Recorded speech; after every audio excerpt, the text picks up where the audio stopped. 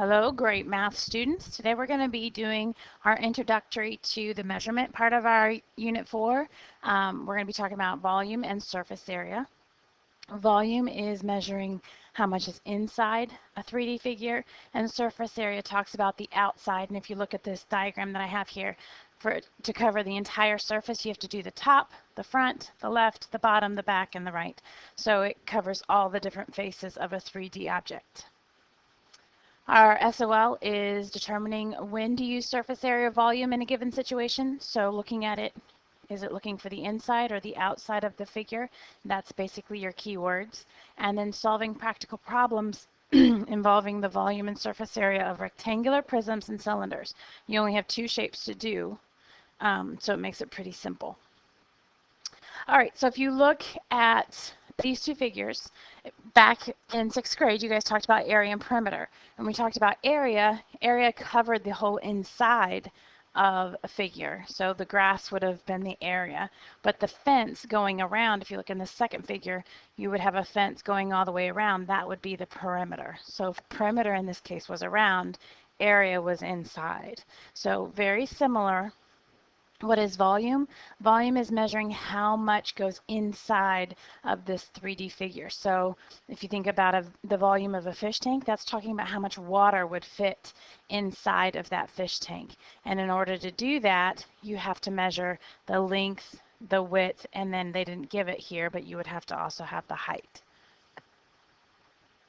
For surface area, I want you to think of wrapping a present. So when you wrap a present, you're wrapping the outside of the box, and the outside of the box is the surface area. If you think about the surface of an object, it's the outside, it's what you touch. Volume is inside, how much soda goes in a can, or how many students can fit in a school, things like that. But surface area is the outside.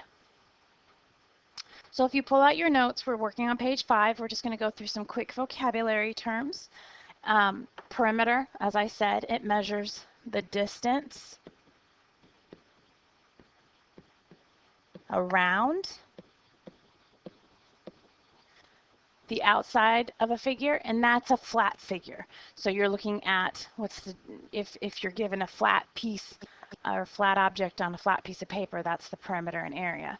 The area we said was the square units inside a figure, and again, that's a flat figure. And then when we move on, I gave you some keywords. You're not going to have to solve area and perimeter problems this year, but I wanted to refresh your memory so you get the idea of perimeter was around and area is inside. Remember, area was squared. I like you to think of area squarea. And with surface area and volume, these are 3D shapes. So that means they have 3 dimensions. As I said with volume before, you have the length, the width, and the height. So that's thinking of when you play Yahtzee or something, a dice, a cube is a 3D figure. It's got 3 different dimensions. So with surface area, it's going to measure the square units on the outside of a 3D figure. If you think about it, it's just finding the area of each piece of that cube and then adding it all together. So it is a pretty complex formula. Don't get intimidated. You're just taking the area of each face or each, it would be a face, each side, and then adding them all together to find out what the total area is for that 3D object. And if you look for covers, wraps, surrounds, outside, all of those are your keywords that tell you its surface area, and that's what you're going to use. Then for volume, that is the cubic units. Again, it's cubed, so put that little tiny 3. This is squared, area squarea. Volume measures the cubic units inside a 3D figure. So if we're talking about it fills or how much fits inside or something like that, you're going to know. If it's talking about what's inside or which one can hold more, holds would be another one because you're talking about how much goes inside. When you're solving these are probably the easiest problems in the world because you really can't mess them up. You're just going to write down the formula from your formula sheet. We're going to give you it's bright orange. Write down the formula and then plug in the measurements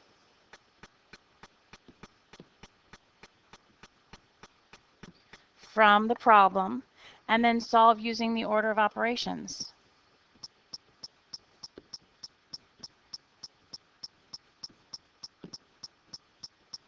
And what I mean by that is I mean PEMDAS.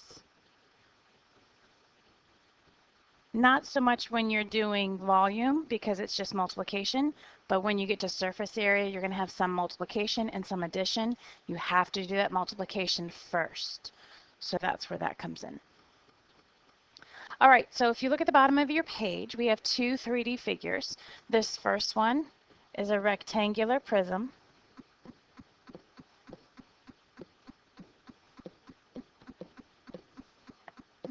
Prism just means a 3D figure. Could be just a prism that's like a cube.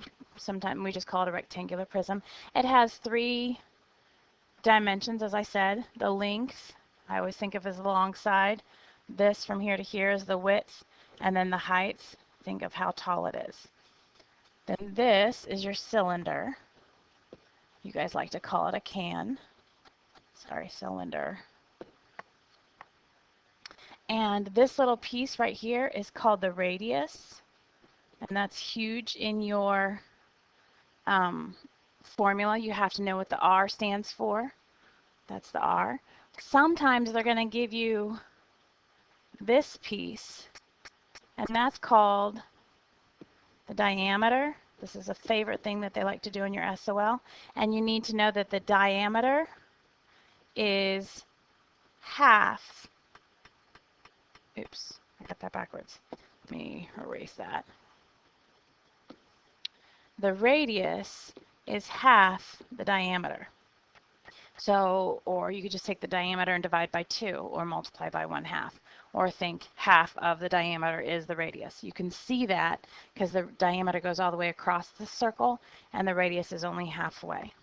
So I also want you to write down your formulas. Volume is easy. It's length times width times height. That means, and if you want to, you can write it down. Length times width times height. It's very simple.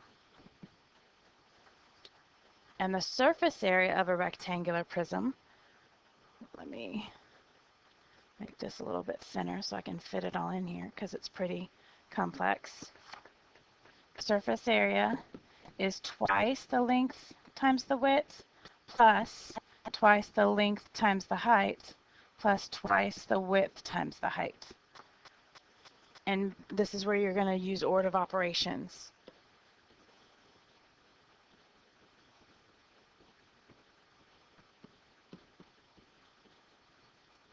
Because you have to multiply first. Likewise with the cylinder, your volume is pi, and with pi, we always use 3.14. We don't use the pi button on the calculator. Times radius squared times your height. And radius squared is radius times radius. I'm just doing an abbreviation. Not radius times 2, it's radius times radius.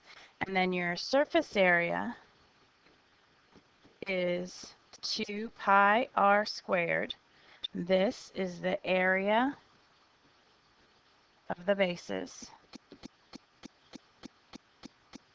or the bottom circle and the top circle, plus 2 pi rh, which is the area of the side. So the side, and I'll show you tomorrow when we do our investigation or next class, when we take apart a cylinder, it's basically one long rectangle and 2 circle bases. So the area of the side is just the area of the rectangle, but it looks different because we don't have a length and a width. All right, so I'm going to do the first 3 problems on the left side. With this is just saying what I use, volume or surface area, and the other three are going to be for your Edmodo quiz. So if you look at this, it says Jeremy wants to know how many cans he can fit in his recycling bin. If I'm going in my recycling bin, inside my recycling bin, here's my recycling bin, and I'm going inside, that's volume. Remember, surface area is outside. If I was saying I'm wrapping my recycling bin and decorating it with duct tape, then that would be surface area.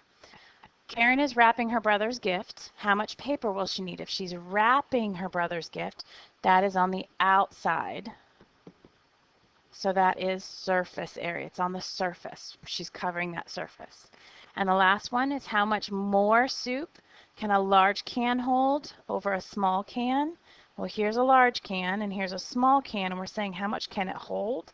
That's inside, so that's volume.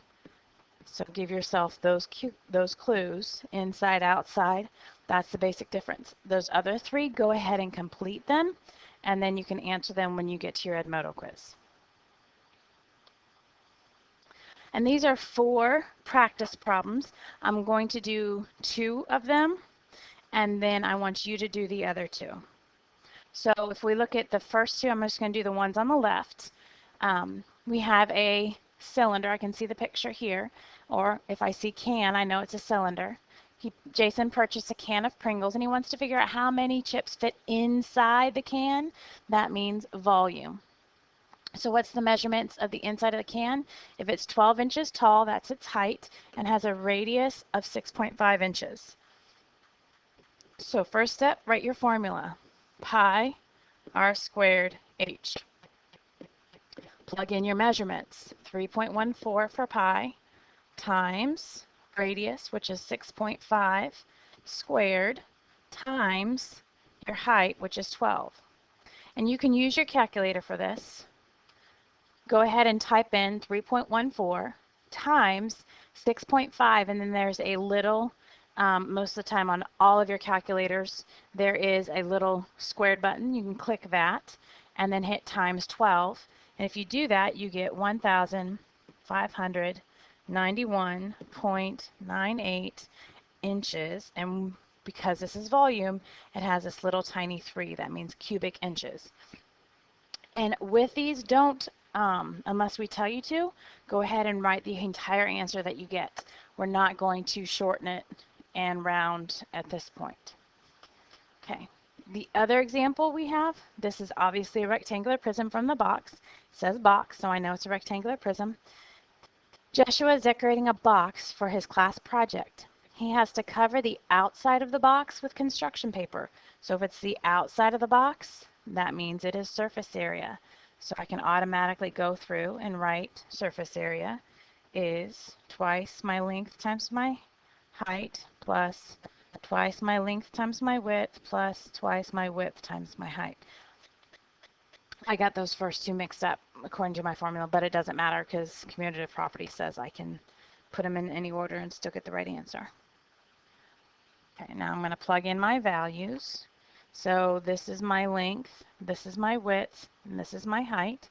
And if you get them mixed up, it's fine as long as you're consistently using one as the length or one as the height, it's fine. Go ahead and plug in your numbers. Length is 5.2. You're going to have to write really small here. Plus twice my length again times my width, which is 2.4, plus twice my width, which is 2.4, times my height, which is 3.5. And then all I have to do is use my order of operations. I'm going to multiply these first, and I get 24.96. Then I'm going to multiply these, and I get 36.4. And then I'm going to multiply these, which is 16.8. And all I have to do is add them together to get my final answer. My final answer is 78.16 feet, and it's area square area, so I put that little tiny 2. And again, we don't write or don't round it at all. We just write exactly as we have. So you're going to do the other two examples for your Edmodo quiz to make sure that you understand. It's very simple. Write your formula, plug in your measurements, and then if you're using surface area, you're going to use order of operations. So you're going to multiply, then add. With your volume, you're just going to go ahead and multiply.